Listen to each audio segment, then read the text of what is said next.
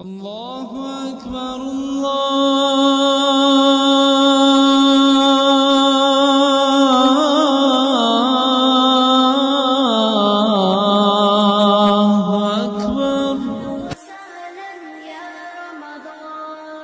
أهلا وسهلا يا رمضان شهر التوبة والغفران مرحبا بك رمضان رمضان شهر الذكر والإحسان أهلا وسهلا يا رمضان شهر الصدقة والإكرام مرحبا بك رمضان رمضان أهلا وسهلا يا رمضان هما رجالا كثيرا ونساء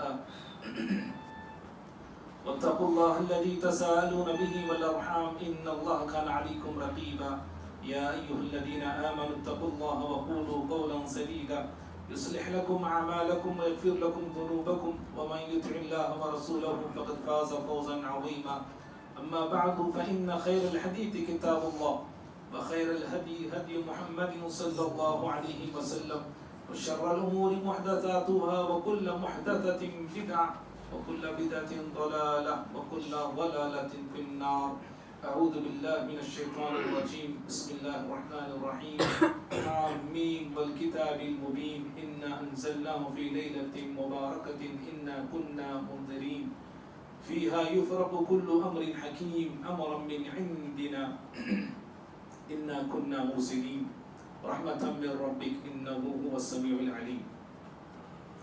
قسم کی حمد و سلام بڑائی بزرگی کبریائی اللہ تعالیٰ کے لیے ہے.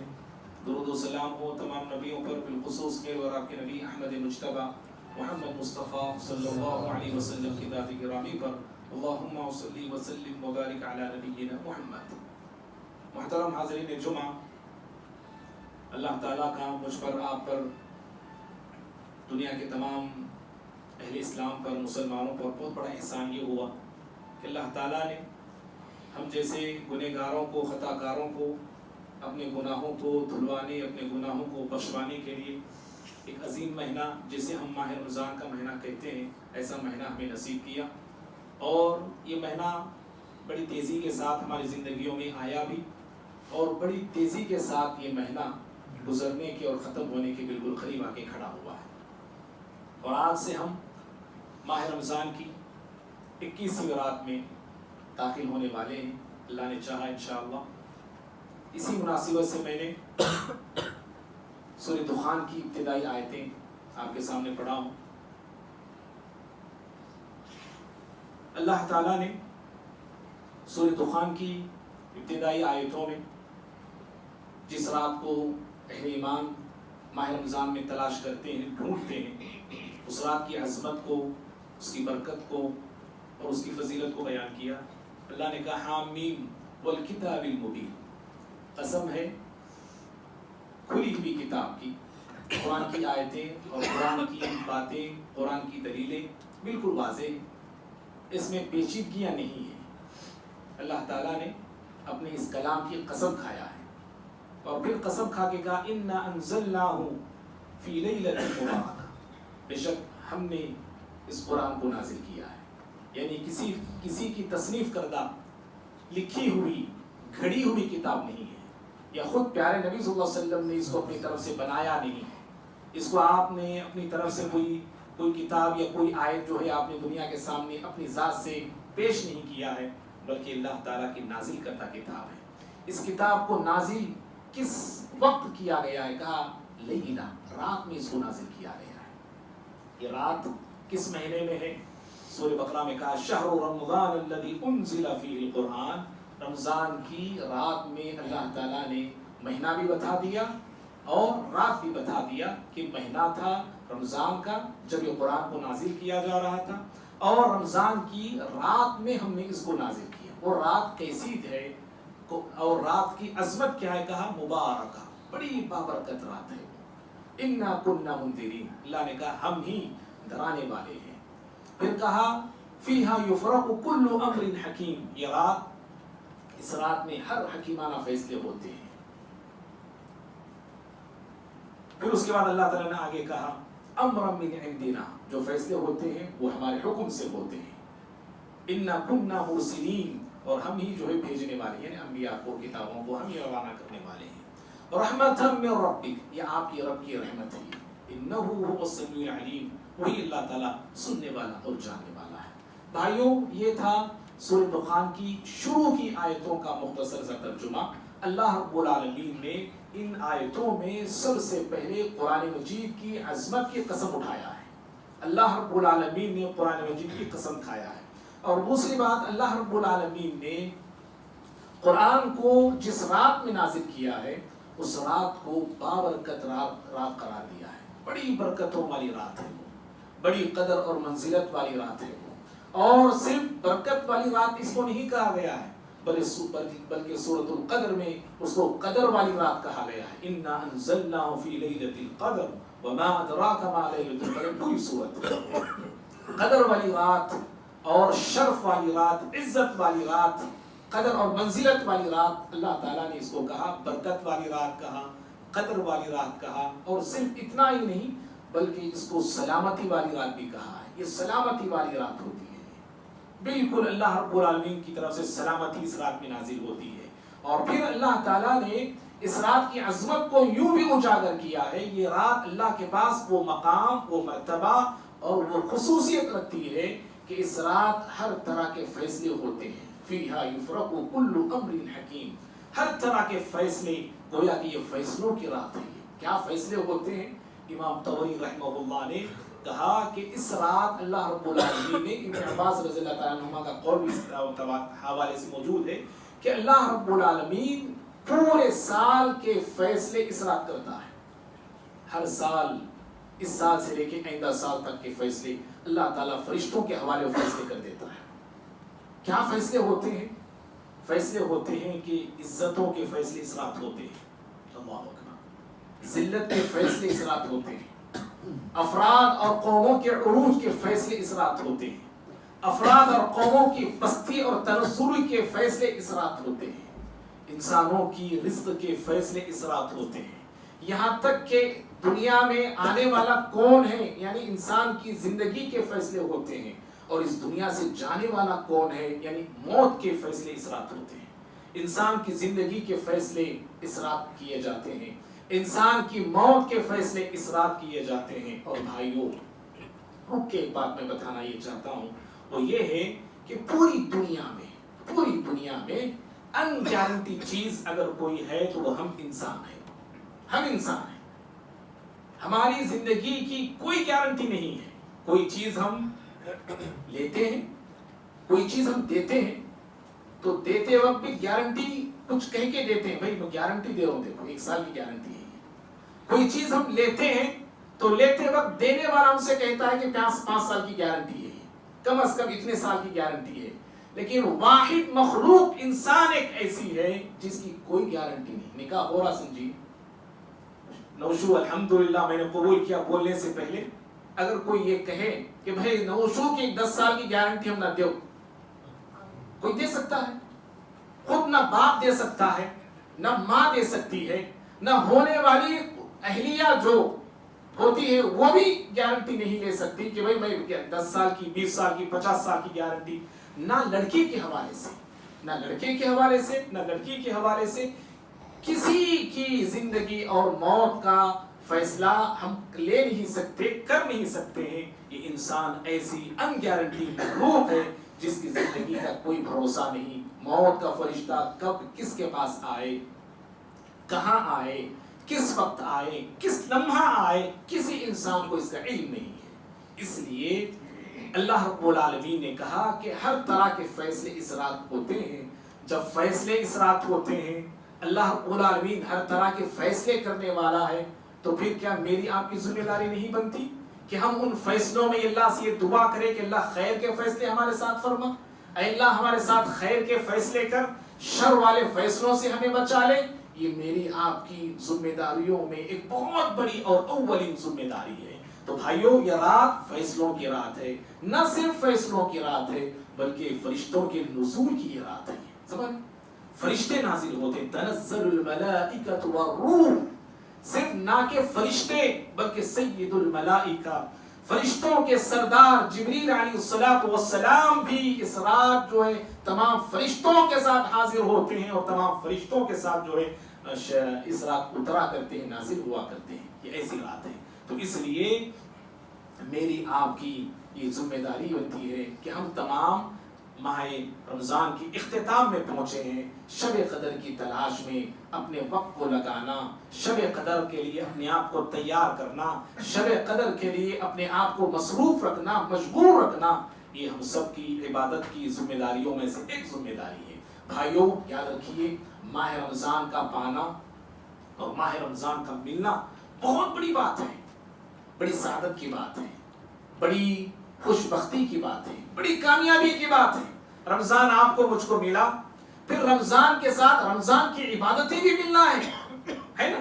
رمضان ملا، رمضان میں کوئی عبادت نہیں کی ہے تو کیا فائدہ ہے اس رمضان کا؟ پانی آپ کے پاس ہے، آپ پکارے پانی پانی، آپ پی رہے نہیں، کیا فائدہ جو پانی رکھے؟ آپ پیسہ جیب میں ہے، فقیر بن کے زندگی جی رہا انسان، کھا رہا بھی نہیں، پی رہا بھی نہیں، پہن رہا بھی نہیں، کیا فائدہ ہے ایسے پیسوں کا؟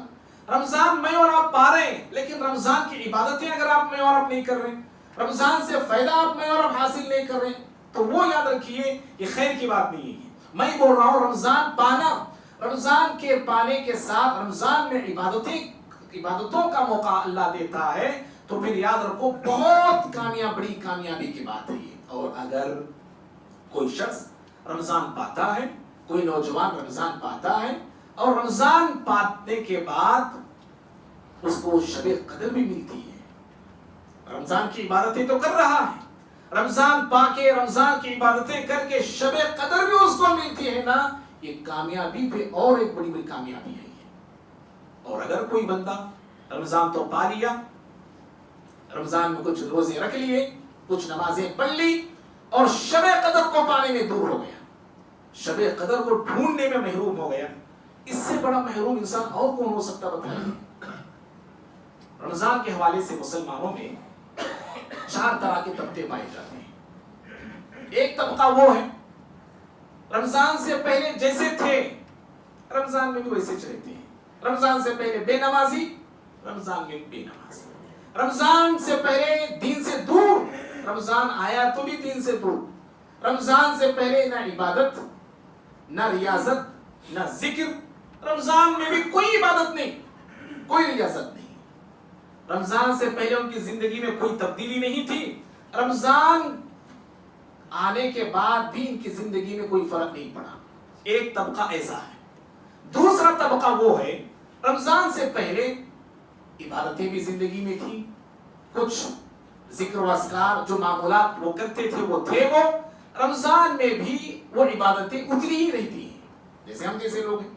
رمضان سے پہلے جو عبادتیں ہیں رمضان میں بھی وہ تیج عبادتیں، عبادتوں میں کوئی اضافہ ہوتا نہیں، عبادتوں میں کوئی بڑھوتری ہوتی نہیں، جو معمولات تھے اتنے ہی معاملات اتنے کیا کبھی کبھی گھٹ بھی جاتے ہیں رمضان میں. یہ دوسرا طبقہ ہے. تیسرا طبقہ مسلمانوں میں وہ ہے رمضان سے پہلے ان کی زندگی میں عبادت، اعمال صالحہ، نیکیاں، بھلائیاں سب تھے، رمضان آنے کے بعد ان کی نیکیوں کی اسپیڈ بڑھ جاتی ہے، ان کی عبادتوں کی اسپیڈ بڑھ جاتی ہے، ان کی بھلائیوں میں تیزی پیدا ہو جاتی ہے. سبقت کرنے والے جو لوگ ہوتے ہیں، سبقت کرنے والوں میں وہ اپنے آپ کو شامل کر لیتے ہیں، اور جنت کی ریس جو لگی ہوتی ہے نا، جنت کی ریس میں وہ اپنے آپ کو لگا دیتے ہیں.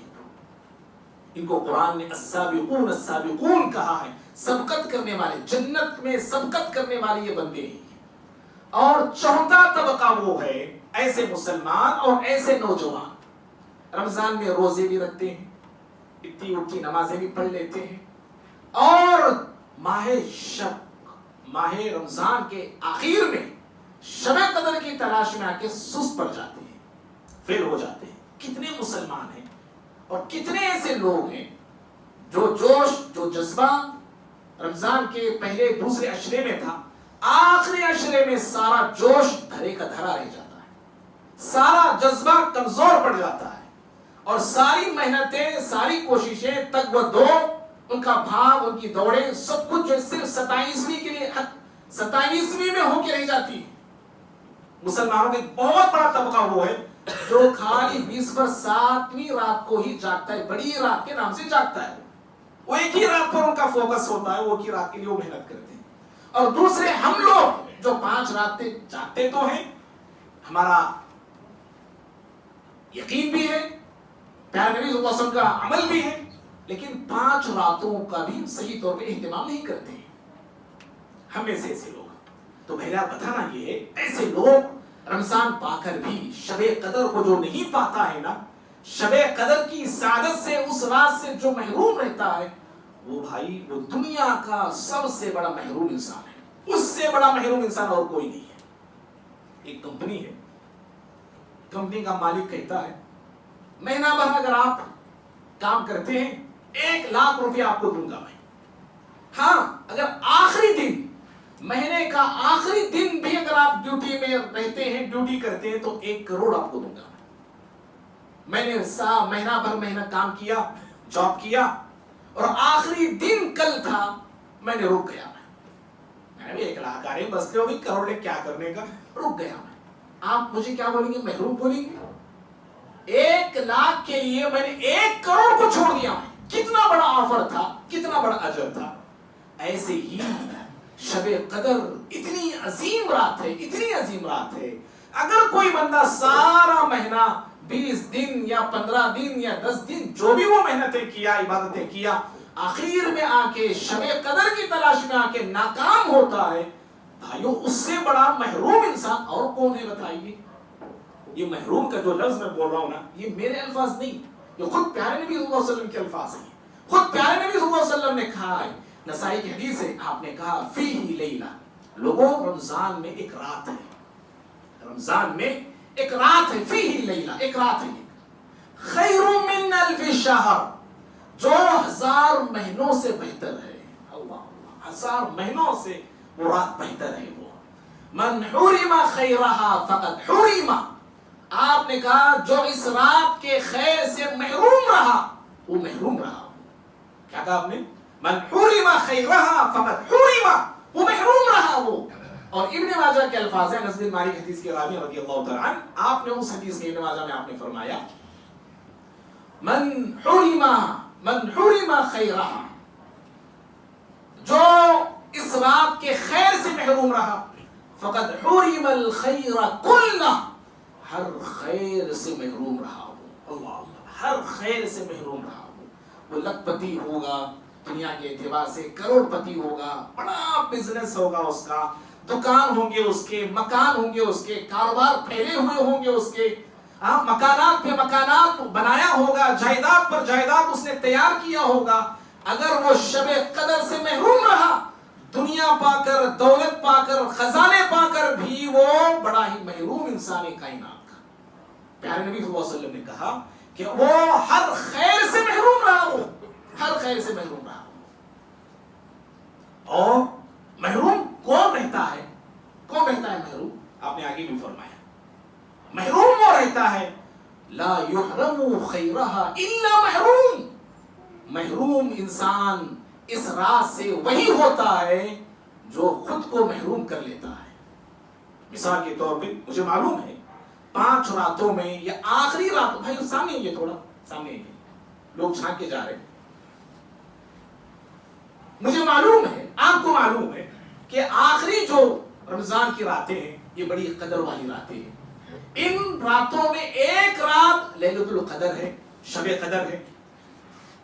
میں جانتا ہوں, میں علم رکھتا ہوں, میں سنتا ہوں, سب کچھ رکھ کر بھی, میں جان کر بھی اس رات سے اگر دور رہا تو, جان کر بھی, علم نہیں, معلوم نہیں, پتہ نہیں, کسی نے بتایا نہیں, یہ الگ مسئلہ ہے. علم رکھ کر بھی, جان کر بھی, پہچان کر بھی میں جو ہے خراٹے لیتا ہوں, میں اس رات آدھی رات جاتا ہوں, آدھی رات سوتا ہوں, یا رات جاگ رہا ہوں. کیسے جاگ رہا ہوں؟ گھوم رہا ہوں میں, تروپتی کے چکر لگا رہا ہوں میں, ہوٹلوں کے الگ الگ چائے کے مزے میں لے رہا ہوں.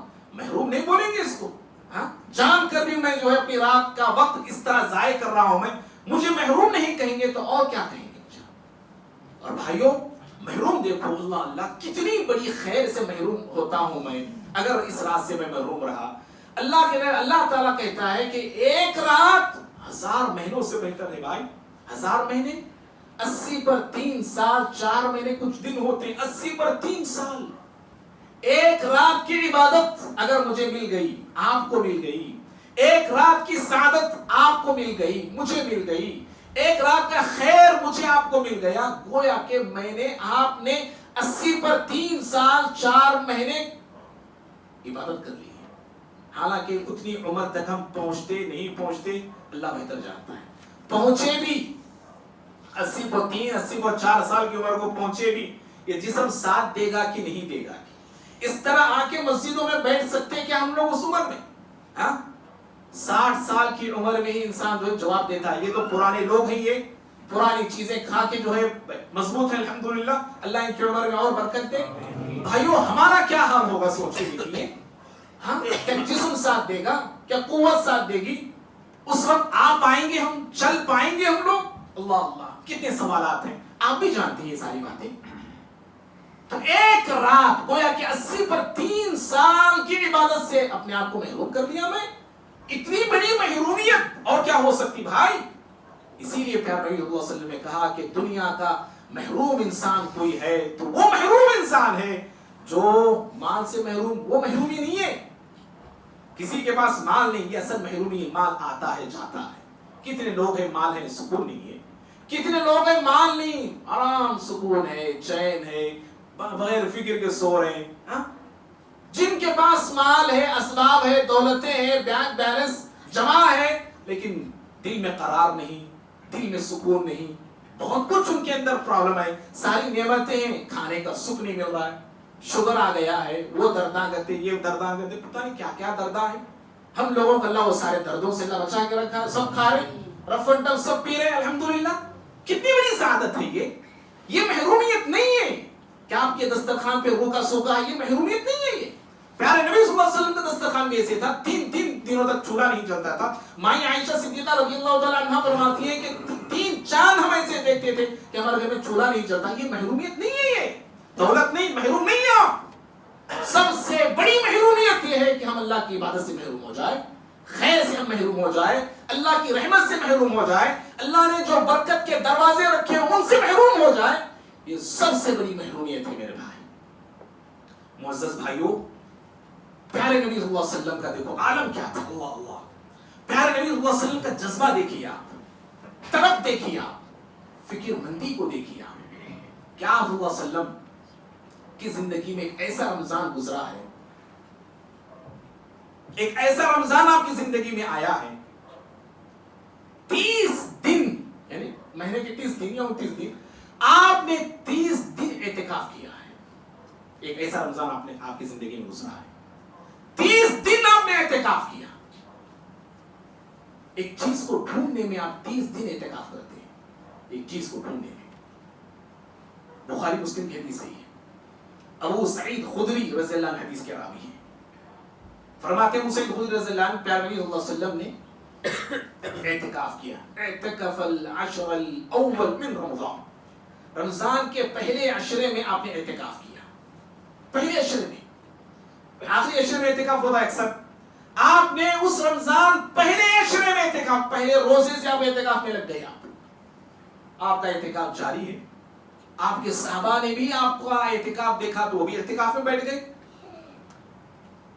پیارے نبی صلی اللہ علیہ وسلم فرماتے ہیں فَأَتَاهُ جبریل, جبریل علیہ السلام میرے پاس آئے اور آ کے مجھ سے کہا ان الذی تطلب امامک, کہا اے پیغمبر علیہ الصلوۃ والسلام, آپ جس چیز کو ڈھونڈ رہے ہیں, جس کی کھوج میں آپ اعتکاف میں ابھی پہلے رمضان پہلے عشرے میں لگے ہوئے ہیں, وہ چیز آئندہ آنے والے دنوں میں ہے, یعنی دوسرے عشرے میں ہے. پیارے نبی صلی اللہ علیہ وسلم نے پھر دوسرے عشرے میں اعتکاف کیا, یعنی کہ پہلے روزے سے 10ویں روزے تک ایک عشرہ بولتے ہیں, 11ویں روزے سے 20ویں روزے تک ایک عشرہ بولتے ہیں. دوسرے عشرے میں آپ نے اعتکاف کیا. فاعتکف العشر الاوسط, آپ نے جب اعتکاف کیا, وہ سید خدری کہتے ہیں کہ ہم نے بھی اعتکاف کیا, پہلے عشرے میں بھی کیے, صحابہ کرام پیارے نبی کے ساتھ دوسرے عشرے میں بھی اعتکاف کیے. جب آپ دوسرے عشرے سے آپ کا اعتکاف گزر رہا تھا, جبریل علیہ السلام پھر آئے آپ کے پاس. اللہ اکبر. دیکھو پیارے نبی کا مقام مرتبہ دیکھیے. اللہ کا فرشتہ آپ کے پاس آتا ہے. اللہ اللہ. ہاں کیسے خوش نصیب ہم امتی ہیں, کس نبی کی ہم امتی ہیں. دیکھیے پیارے نبی صلی اللہ علیہ وسلم کے پاس آئے جبریل علیہ السلام اور آ کے کہا ان الذی تطلب امامک, اے پیغمبر علیہ السلام جس چیز کی کھوج میں آپ لگے ہوئے ہیں نا وہ آگے کے عشرے میں ہے. سمجھ. پھر مجھ سے کہا, پھر پیارے نبی فرمایا فقیل لی, مجھ سے پھر کہا گیا انہا فی العشر الاواخر, اے پیغمبر نہ جس چیز کی آپ تلاش میں ہیں نہ پہلے عشرے میں ہے نہ دوسرے عشرے میں ہے بلکہ رمضان کے آخری عشرے میں وہ چیز ہے. وہ بھائیو کیا آپ بتا سکتے ہیں کہ آپ اندازہ لگائے ہوں گے کہ پیارے نبی صلی اللہ علیہ وسلم کس چیز کی تلاش کر رہے تھے. پہلے عشرے میں آپ لگے, دوسرے عشرے میں آپ اعتکاف کر رہے ہیں, تیسرا عشرہ بھی آپ کا اعتکاف ہے. کیا کوئی خزانہ تلاش کر رہے تھے؟ کیا کوئی دفین آپ تلاش کر رہے تھے؟ کوئی ہیرے جواہرات زیورات آپ ڈھونڈ رہے تھے؟ نہیں.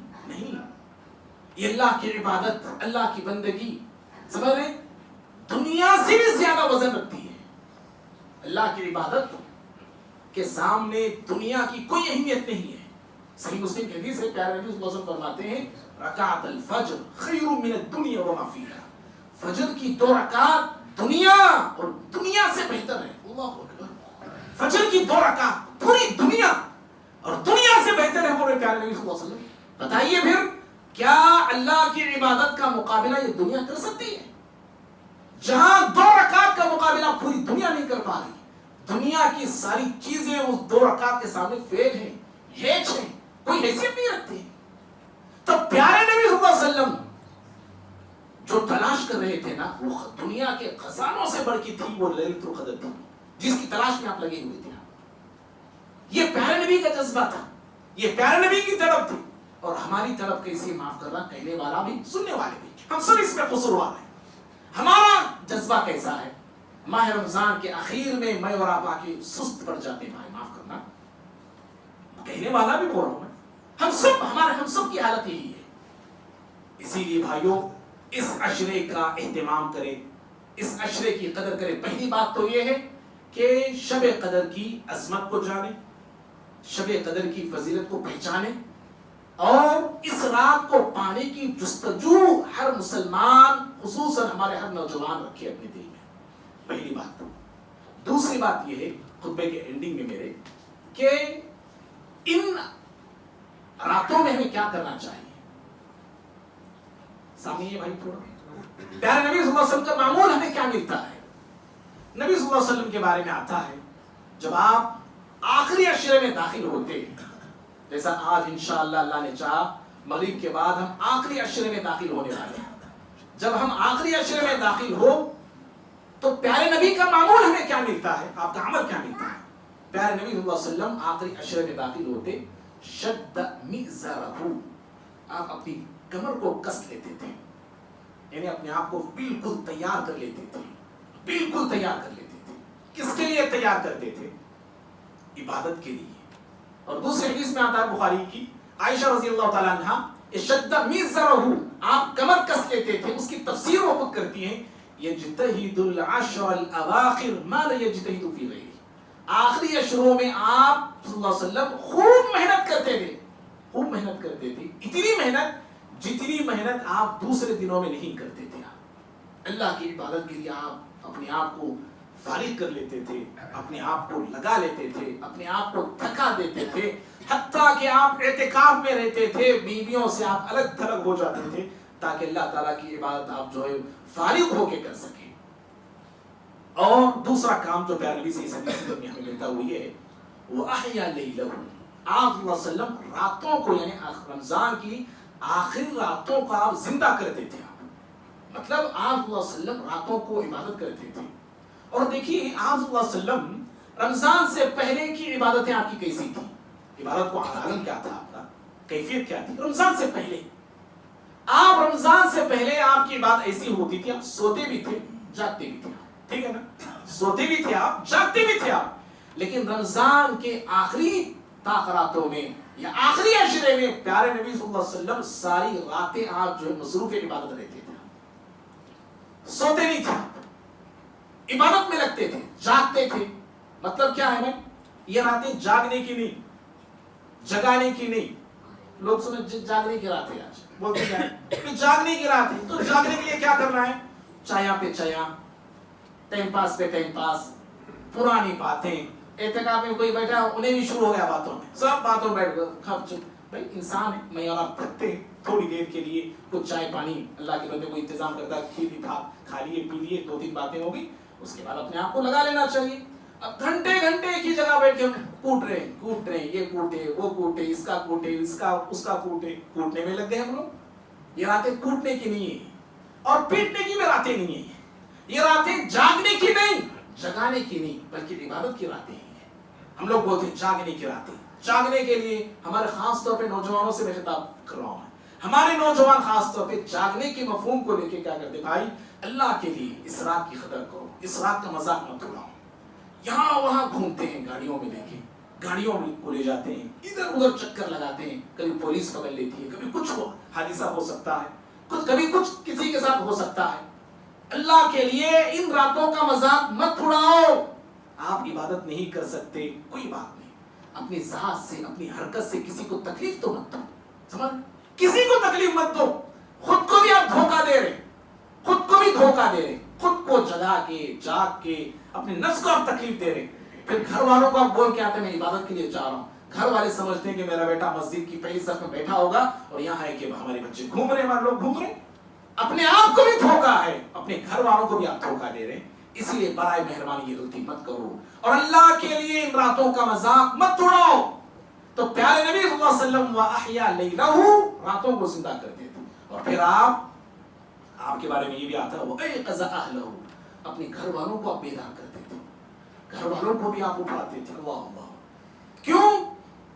کیونکہ عظیم راتیں ہیں، عظیم راتوں کی عظمت سے اور اس رات کی خیر سے، اس رات کی برکت سے پیارے نبی صلی اللہ علیہ وسلم جہاں خود مستفید ہوتے تھے، اپنے گھر والیوں کو بھی اس خیر میں شامل کرتے تھے. آپ تو گھر والوں کو بھی اس میں شامل کرنا، گھر والوں کو بھی عبادت کے موقع دینا، یہ ہر مرد کی اور ہر گھر کے سرپرست کی ذمہ داری ہے. یہ جہاں حدیث میں، ابو داؤد کی حدیث میں آتا ہے، رمضان نہیں، رمضان کے علاوہ اگر کوئی شخص رات کو اڑتا ہے تہجد کے لیے، بیوی کو اٹھاتا ہے یا بیوی اڑتی ہے تہجد کے لیے، شوہر کو اٹھاتی ہے، پیارے نبی صلی اللہ علیہ وسلم نے ایسے مرد، ایسی عورت پر رحمت کی آپ نے دعا کی ہے، رحمت کی دعا کی ہے.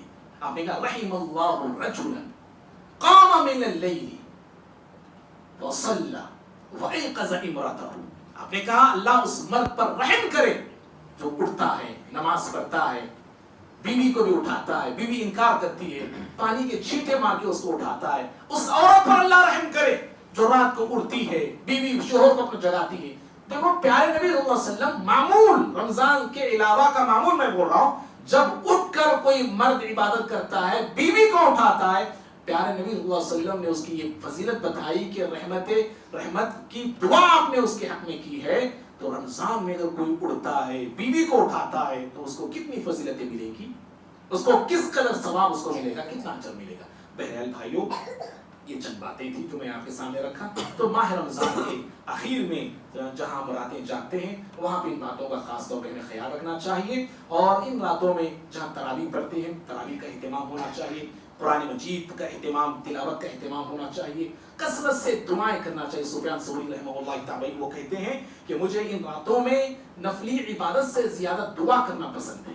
دعائیں کثرت سے کیجیے. امت کے سامنے آج بڑے بڑے چیلنجز ہیں، ہمارے خود زندگی کے بڑے بڑے چیلنجز ہیں. کثرت سے اللہ سے مانگیے، خود کے لیے مانگیے، اپنے بیوی بچوں کے لیے مانگیے، ہماری جماعت کے لیے مانگیے، ہمارے بستی کے لیے مانگیے، قوم کے لیے مانگیے، ملک کے لیے مانگیے، پورے دنیا کے لیے مانگیے. ہر ایک کے لیے اللہ تعالیٰ سے کثرت سے ان راتوں میں اللہ تعالیٰ سے مانگیے. اور کثرت سے جو دعا اللہ تعالیٰ سے مانگنا ہے وہ مغفرت کی دعا، اللہم انک عفو تحب العفو فاعف عنی، کثرت سے دعا کرنا چاہیے. کوئی اعتکاف کرنا چاہتا ہے، پیارے نبی صلی اللہ علیہ وسلم کی سنت ہے وہ اعتکاف بھی کرے، صدقہ کرے، خیرات کرے. اور آخری بات میرے بھائی یاد رکھیے، جیسے زندگی کی شروعات اچھی ہونی چاہیے اور زندگی کا اختتام بھی اچھا ہونا چاہیے. کامیاب مسلمان وہی ہے جس کی زندگی کا اختتام اچھا ہو، اینڈنگ اچھا ہو. اچھا مسلمان ہے، زندگی تمام مرنے سے پہلے کفر کر لیا، شرک کر لیا، دین سے دور ہو گیا، ناکام ہے وہ انسان. ایسی ہمارا رمضان شروع میں جس جذبے سے شروع ہوتا ہے، رمضان کا آخر بھی اسی جذبے کے ساتھ ختم ہونا چاہیے. اور رمضان کے آخر تک ایسی اللہ کی عبادت پر اور زندگی تمام ایسے اللہ کی بات پہ قائم رہنا چاہیے. اللہ سے دعا ہے اللہ رب العالمین مجھ کو بھی، آپ کو بھی، ہم سبھی کو شب قدر نصیب فرمائے. اللہ رب العالمین اس رات کو پانے کے لیے اپنے آپ کو اور ہم تمام کو، ہم سب کو اس رات کو پانے کے لیے اپنے آپ کو فارغ کرنے کے اللہ توفیق عطا فرمائے. اللہ رب العالمین ہم تمام کی ٹوٹی پھوٹی چھوٹی موٹی عبادات کو اپنے فضل سے اللہ قبول فرمائے اور ہماری جھولیاں رب کی رحمت اللہ رب کی برکتوں سے خالی. اللہ ہماری جھولیوں کو اپنی رحمتوں سے، اپنی برکتوں سے بھر دے. اللہ رب العالمین ہماری زندگی کی میں جو مرادیں ہیں اللہ ہماری مرادوں کو پوری فرمائے اور ہم میں جو پریشان حال ہیں اللہ ان کی پریشانی کو دور فرمائے.